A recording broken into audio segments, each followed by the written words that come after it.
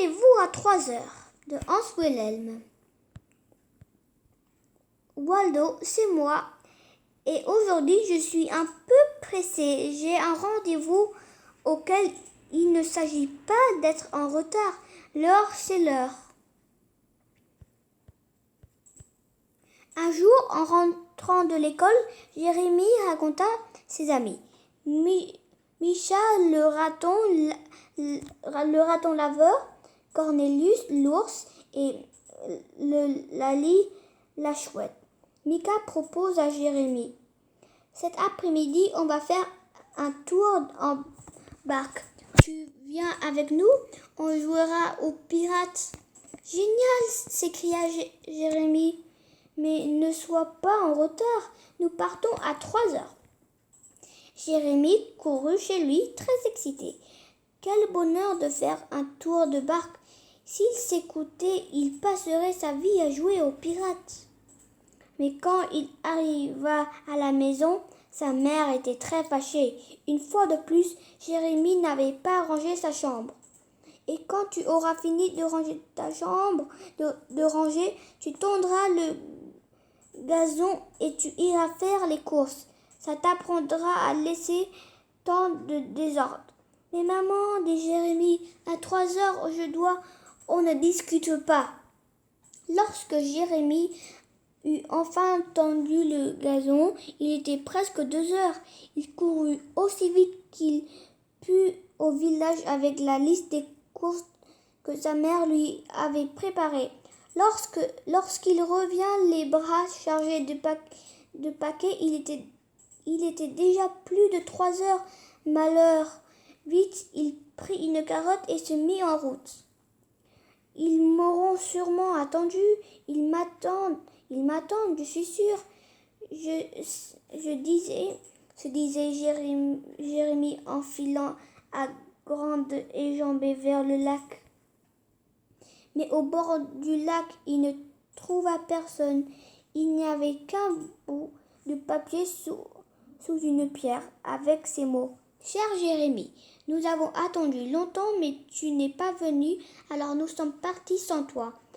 Nous ne savions pas si tu allais vraiment venir. Salut, Micha, Cornelius et Eulalie. Jérémie se mit à pleurer doucement. Soudain, Waldo se trouva derrière Jérémie. Eh bien, que se passe-t-il ici? Puis il raconta ses mésaventures.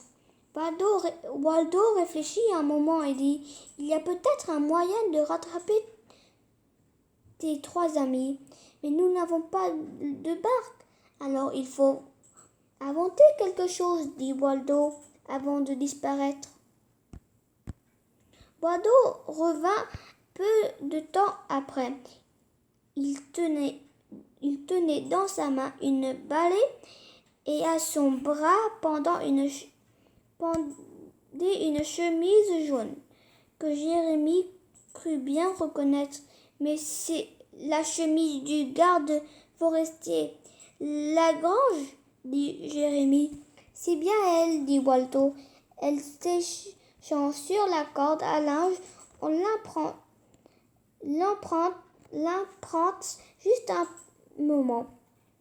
Mais que veux-tu faire avec cette chemise? Demanda Jérémie. Un cerf-volant? Attends un peu, dit Waldo. Il passa un bon moment à faire des nœuds et des assemblages. Puis lorsqu'il fut satisfait, il dit « Regarde, maintenant on peut y aller !»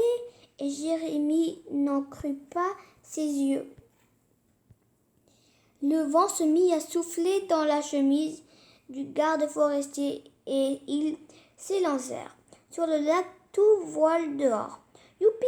s'écria Jérémie. « C'est encore mieux qu'une barque !» Micha, Cornelius et Eulalie, la chouette, ouvrirent de grands yeux lorsqu'ils aperçurent Jérémie sur sa drôle de planche à voile. Waldo et Jérémie montèrent dans la barque de leurs amis. Après de joyeuses retrouvailles, les 5 pirates partirent vers la formidable vers de formidables aventures.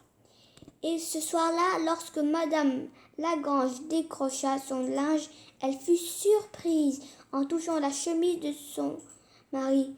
Quelle sorte de vent a bien pu le rendre aussi douce se demanda-t-elle.